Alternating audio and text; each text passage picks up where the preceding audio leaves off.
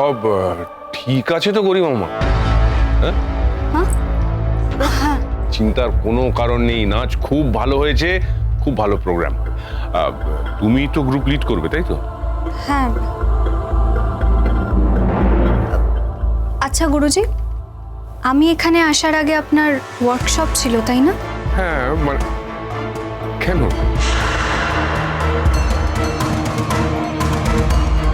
এইটা কেউ ফেলে গেছে, আপনি জানেন এটা কার?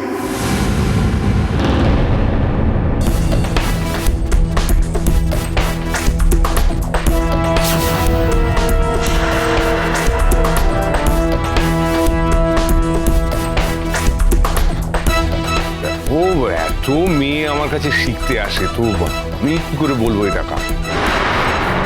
এটা দেখো তো, এটা কি তোমাদের কারো? না, ঠিক আছে, তোমরা এসো।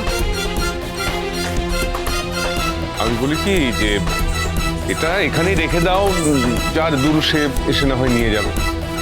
না, আসবে না, কারণ আমি জানি এটা কার। কারণ দোষ নাই।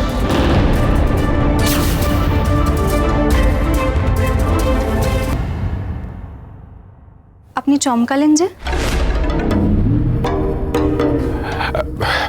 না, মানে ওই মানে হঠাৎ করে তুমি ওই নামটা, তো ওই মেয়েটা না, ওই তোমার কাজিন সিস্টার না? হ্যাঁ। সে কি আপনার সাথে কোনোভাবে যোগাযোগ করার চেষ্টা করেছে গুরুজি?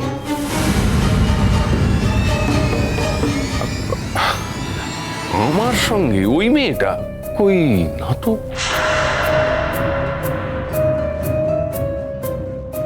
আমি জানি উনি এই চিঠিতে যা লিখেছেন সেই সব সত্যি, কিন্তু রোশনাই এর ব্যাপারে কিছুই জানে না। ও এটা জানুক এই মুহূর্তে আমি সেটা চাই না।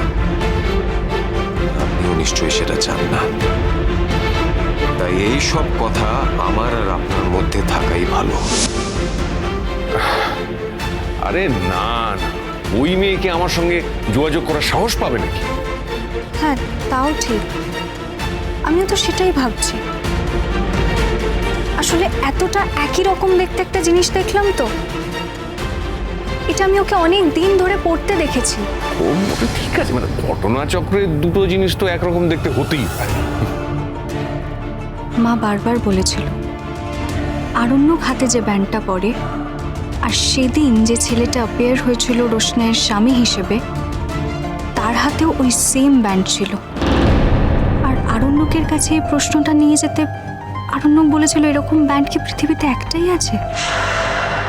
আজকে আমারও তাই মনে হচ্ছে, এই রকম দোল এটা কি পৃথিবীতে একটাই আছে?